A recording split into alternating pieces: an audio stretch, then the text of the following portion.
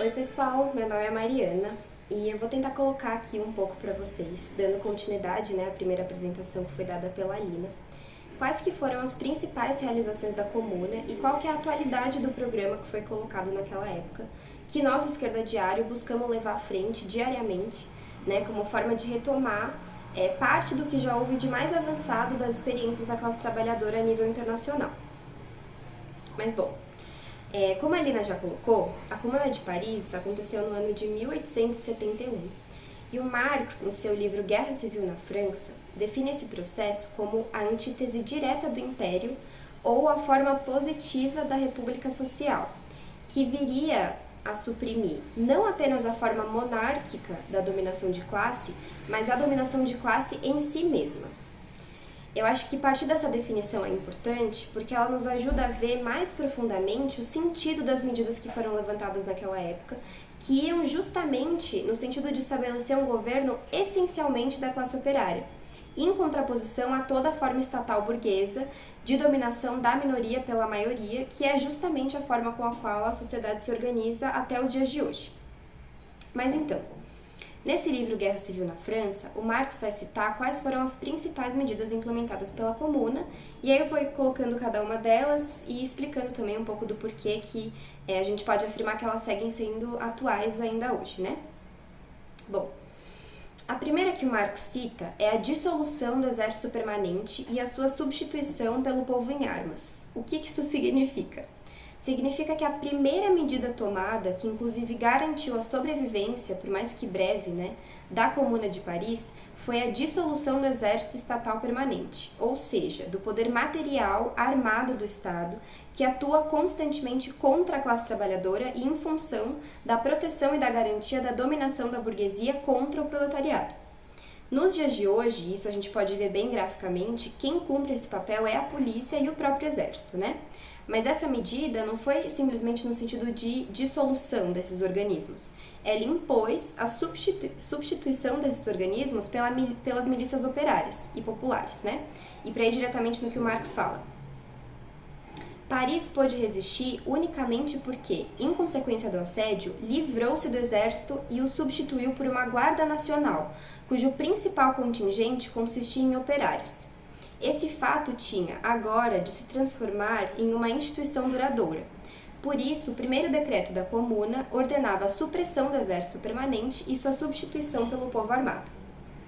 Bom, isso nos leva a refletir o que enquanto marxistas, a gente precisa defender em relação à polícia, Que é justamente o braço armado do Estado burguês contra o proletariado.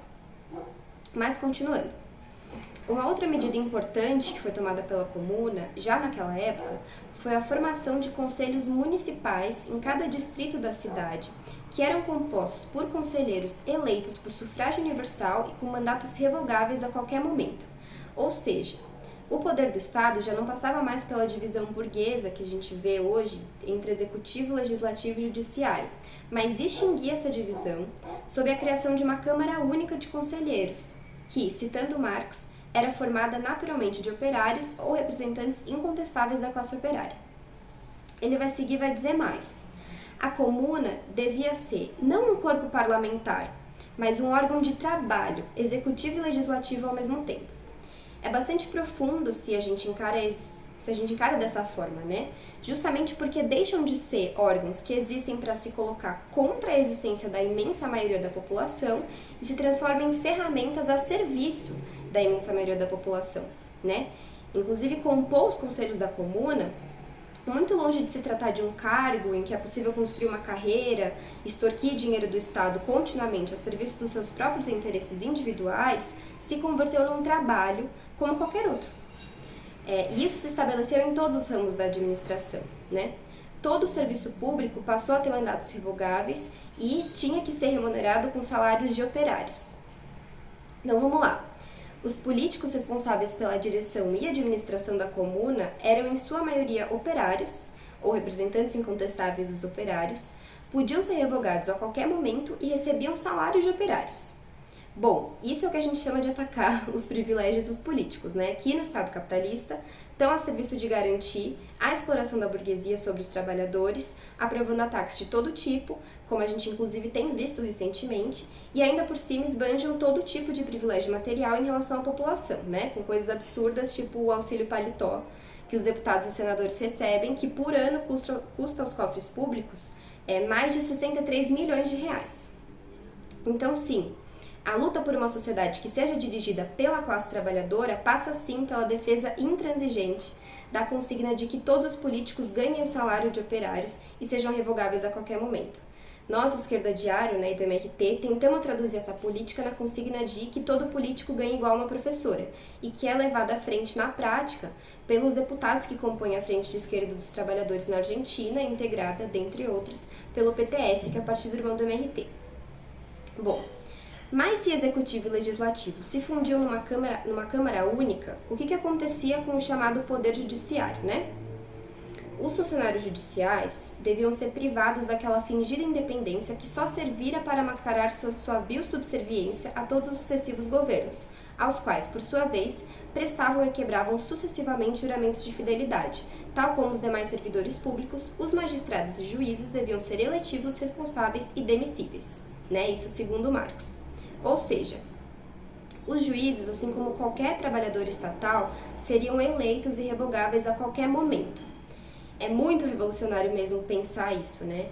Inclusive porque aqui no nosso país os juízes vêm atuando como verdadeiros árbitros autoritários da política nacional, recebem salários exorbitantes, não são eleitos por ninguém e atuam constantemente a serviço da aprovação de ataques e mais ataques sobre as nossas costas para garantir que sejamos nós a pagar pela crise econômica que está colocada. Na Comuna, todos esses privilégios foram cortados e os juízes passaram a receber e atuar, assim como todos os demais servidores públicos.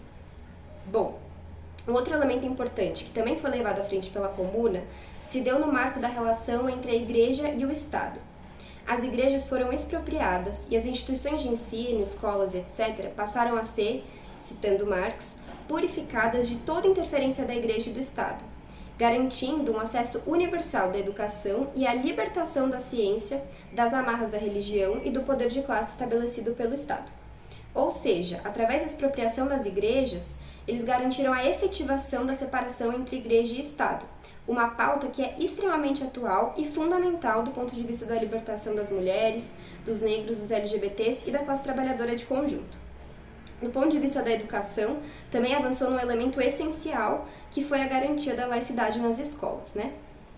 Bom, essa foi uma breve exposição das principais medidas que foram implementadas pela Comuna, que já demonstram um extremo avanço da primeira experiência revolucionária da classe operária, que pôde ser implementada na prática e que depois foi levada à frente pelos operários russos em 1905 e em 1917. E para terminar, uma última citação do Marx sobre a Comuna. Eis o verdadeiro segredo da Comuna. Era essencialmente um governo da classe operária, o produto da classe produtora contra a classe apropriadora, a forma política enfim descoberta para se levar a efeito a emancipação econômica do trabalho.